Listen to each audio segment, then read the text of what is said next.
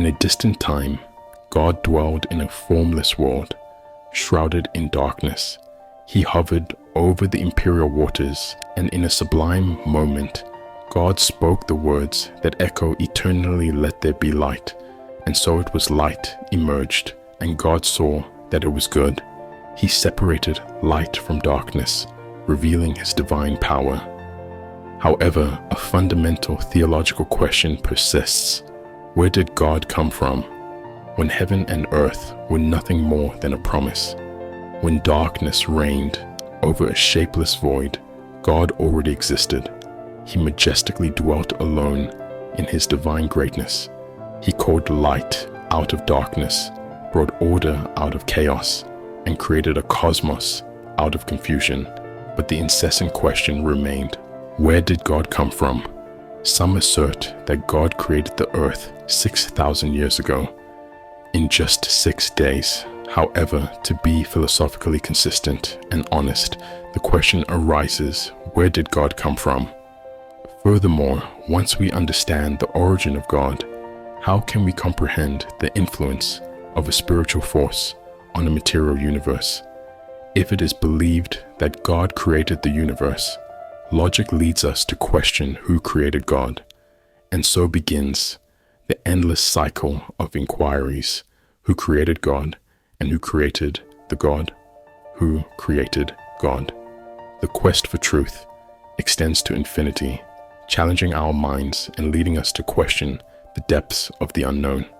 Let's delve deeper into the question, who created God? When we ask this question, we immediately encounter the idea of a created God, which is intriguing. This inquiry in itself illustrates a crucial point, that belief in God as the creator is fundamental to our understanding. However, this question is intriguing because it leads us to consider a more plausible explanation, the impossibility of something arising from nothing. If we agree that it is not possible to create something from absolute void, we arrive at a powerful conclusion. There must be something eternal, always existing, for otherwise we would be trapped in eternal emptiness. Therefore, all of us in some way are forced to believe that something has always existed.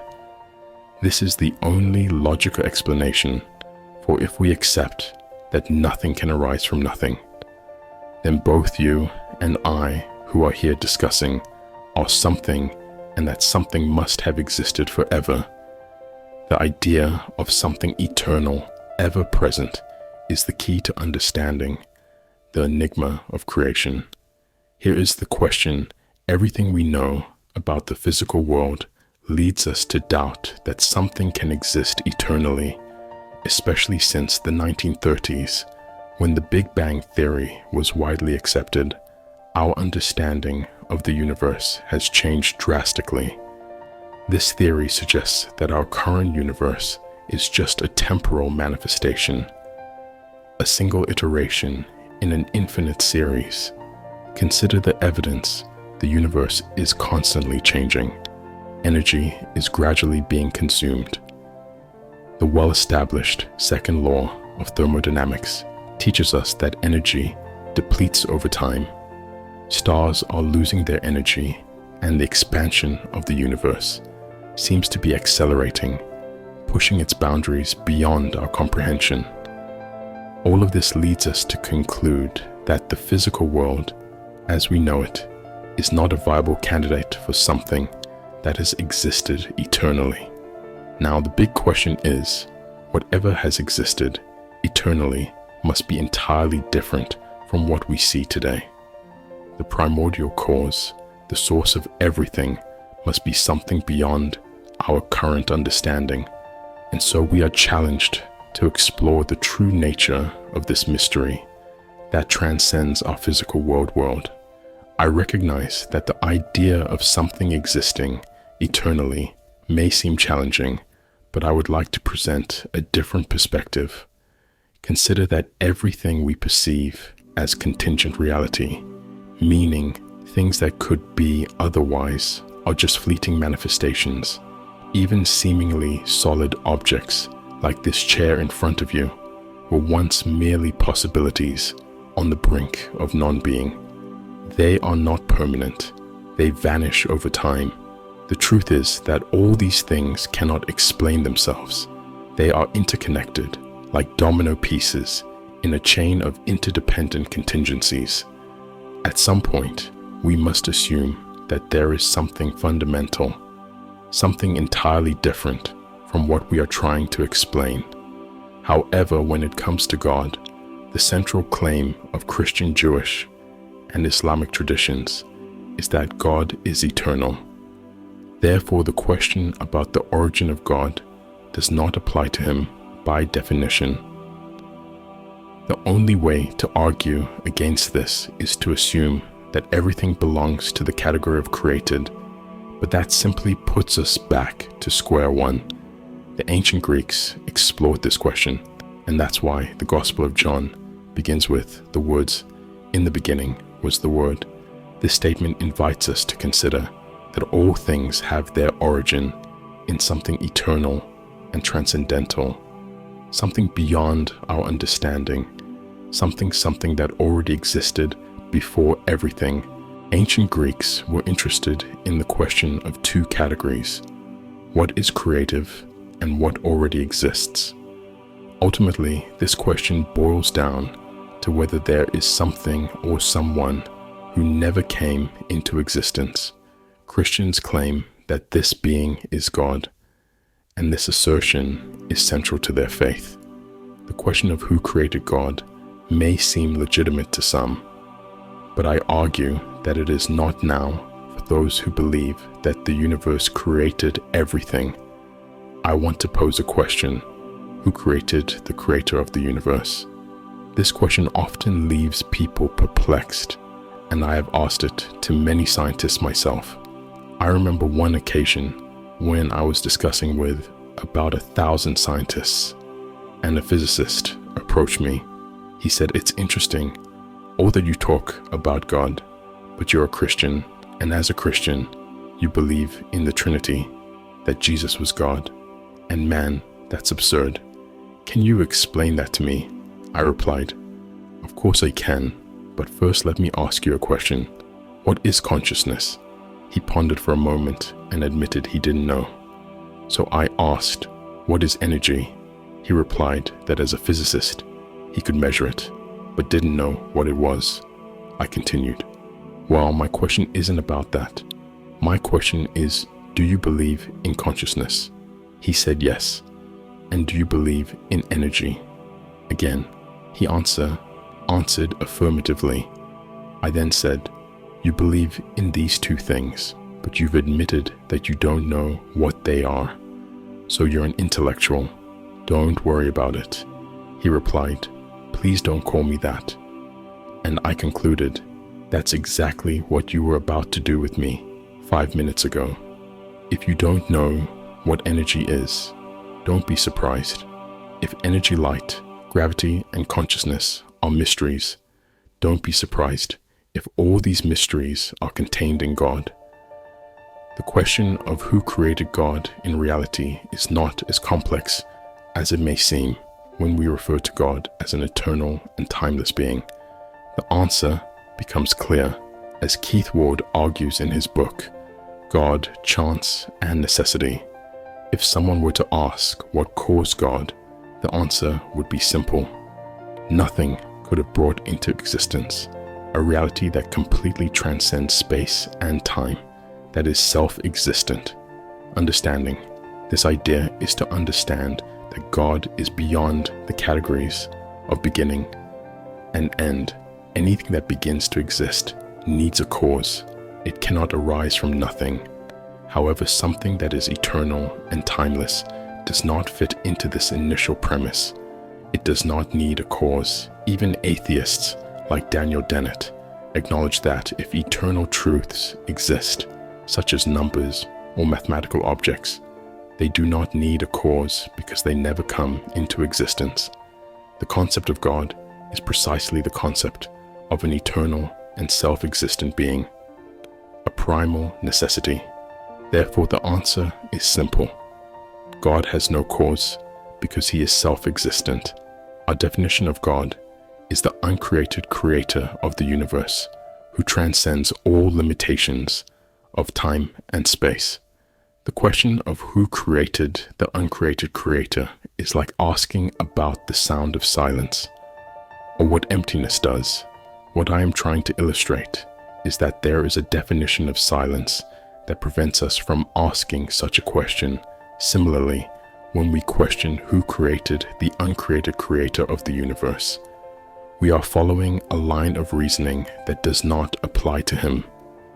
This brings us to an important point. Christians base their beliefs on a God who was not created, while atheists often provide different answers. As a former atheist, I also used to believe in an uncreated creator, although my understanding was different.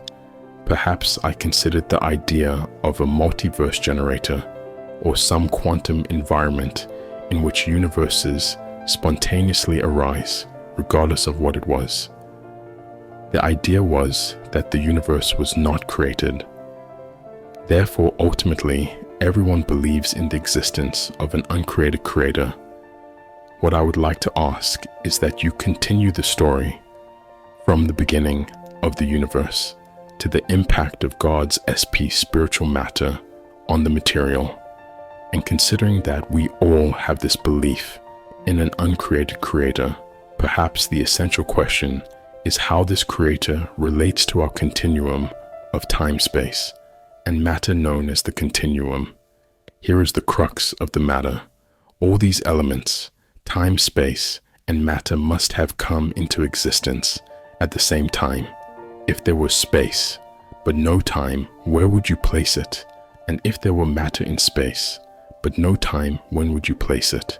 It is not possible to separate time, space, and matter. They must coexist. The Bible addresses this issue concisely in just 10 words. In the beginning, God created the heavens, space, and earth matter. Therefore, time and space were created along with matter. These three elements form an essential trinity. Time encompasses the past, present, and future space, has length, width, and height. Matter exists in the states of gas, liquid, and solid. This trinity of the Trinity was created instantly, and the God who created them must be beyond them, transcending all temporal limitations. If God was subject to time, he would not truly be God, for he would be restricted by his own creation. The creator of this computer is not trapped inside the computer, manipulating numbers on the screen. Similarly, the God who created this universe is not bound by it. He is beyond, above, and through the universe. He is not affected by it now. When it comes to Dan's claim that a spiritual force cannot have any effect on a material body, it raises some intriguing questions. How do we explain emotions, love, hate, envy, jealousy, and rationality if our brain is just a random collection of chemicals formed over billions of years? How can we trust our own reasoning processes and our perceptions of what is right? I recall asking before where God came from, and this question assumes that God is limited and limit, which is not the case. The God I admire is not restricted by time and space. Even if I tried to frame him in my mind, in my 3B brain, he would still be worthy of worship. That's what fascinates me. He is beyond comprehension, and that's why I worship him. It reminds me of its words I saw when he stepped from the heels of the demon, the saint of the pan mouth. And team, this means that God is not limited by any place or form. His presence is omnipresent and transcends all boundaries. So did he come from nothing? I made this statement at a meeting in Detroit some time ago, and a mathematician approached me and said, "Reverend, let's be rational about this issue you're discussing tonight. Saying that God came from nothing simply doesn't make sense. Let's be reasonable." I replied, "All right, let's be rational. The reason God came from nothing is that there was no place for him to come from or where to come from. He did not emerge from anywhere, and the reason he had to stand on nothing is that there was nowhere for him to stand. He stretched out his hand when there was nothing to grasp and hung something where there was nothing to hang. He said to stay there. Now, if you look at the book of Genesis in chapter 1, 26 and 27, you will see that he hung this world on nothing and stood on nothing. He took the hammer of his own will and picked up the anvil of his omnipotence. Sparks flew, and he caught them on the tips of his fingers and cast them into space, adorning the heavens with stars, and no one said a word. No one contested. There was no one to contest. Then God himself said, "This is good." And God gave Christ a name above every name, so that at the name of Jesus, every knee should bow in heaven, on earth, and under the earth, and every tongue confess that Jesus Christ is Lord, to the glory of God the Father. I want to emphasize the following point questions about the origin of God and the nature of creation are profound questions that have intrigued humanity throughout history, regardless of individual beliefs. One thing is clear: our ability to understand the truth about God and the universe is limited. The idea of an uncreated creator, a God beyond time, space, and matter challenges our understanding, but also reminds us of the grandeur of the unknown. Ultimately, the search for truth is a personal and spiritual journey, and each of us can find meaning and purpose. In our own way, we explore perspectives that invite reflection, expand thought, and acknowledge divine transcendence, regardless of where you are on your spiritual journey. I hope these discussions have inspired an appreciation for the complexity and beauty of the universe and the mystery that surrounds divinity. Thank you for watching, and may your journey be filled with meaningful and enriching discoveries. Comment, Amen, if you think God exists.